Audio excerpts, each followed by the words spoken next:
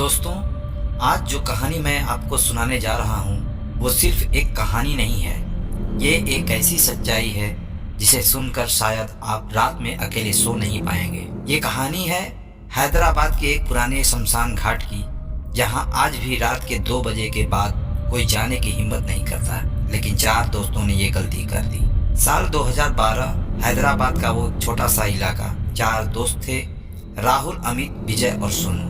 चारों कॉलेज के स्टूडेंट और थोड़े ओवर स्मार्ट टाइप। एक दिन कॉलेज में चर्चा हो रही थी कि शहर के बाहर एक पुराना शमशान घाट है, जहाँ रात के समय अजीब आवाजें आती हैं और जो भी वहाँ गया वो कभी वापस नहीं आया। राहुल हंसते हुए बोला, ये सब अंधविश्वास है, भूत प्रेत कुछ नहीं होता।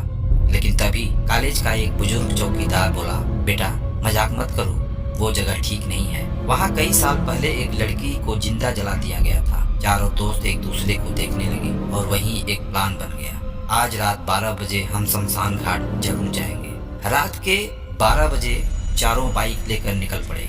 जैसे जैसे वो शहर से दूर जा रहे थे, वैसे वैसे सन्नाटा बढ़ता जा रहा था। सड़क सुनसान, पेड़ों की परछाइयां और ठंडी हवा। अचानक अमित बोला, यार अजीब सा लग रहा है। राहुल हंसते हुए बोला, डर गया क्या? लेकिन सच ये था कि चारों के दिल की धड़कन तेज हो चुकी थी। रात के 12:20 पर चारों शमशान घाट पहुंच गए। चारों तरफ राख, जली हुई लकड़ियां और अधजली चिताओं की गंध। वहां कोई नहीं था, सिर्फ एक पुराना पेड़ और उसके नीचे एक टूटा हुआ चबूतरा। सोनू ने मोबाइल निकाला, चलो वीडियो बनाते हैं, यूट्यूब पर डालेंगे। तभी हवा अचानक तेज हो गई। पेड़ की शाखाएं जोर जोर से हिलने लगी और वहीं दूर से रोने की आवाज आने लगी। तुमने सुना? विजय ने पूछा। सब चुप। आवाज फिर आई, मुझे बचा लो।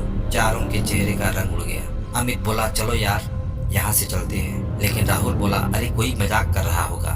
तभी जमीन पर पड़े राख में अपने आप कदमों के निशान बनने लगे, जैसे कोई अदृश्य चीज उनकी तरफ आ रही हो। अचानक पेड़ के पीछे एक सफेद साया दिखा। लंबे बाल, जली हुई साड़ी और आंखें पूरी तरह काली। वो धीरे धीरे उनकी तरफ बढ़ रही थी। सोनू चिल्लाया, भागो!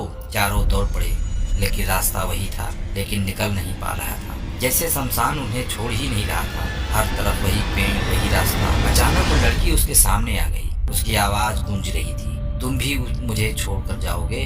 राहुल डरते हुए बोला, तुम कौन? लड़की बोली, तुझे मेरे अपने ही जिंदा जला गए थे। मैं चिल्लाती रही लेकिन किसी ने नहीं बचाया। अब जो भी यहाँ आता है उसे मैं जाने नहीं देती। अचानक वो हवा में गायब हो गई और अगले ही पल अमित हवा में उठ गया। उसका शरीर जैसे किसी ने पकड़ रखा और फिर धड़ाम वो जमीन पर गिरा और उसकी मौत हो गई।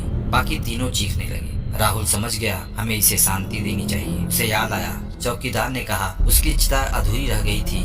राहुल ने हिम्मत की और उस जगह पर जहाँ राख थी वो आग जलाने लगा। धीरे धीरे वो लड़की सामने आई। इस बार उसके चेहरे पर गुस्सा नहीं, दर्द था।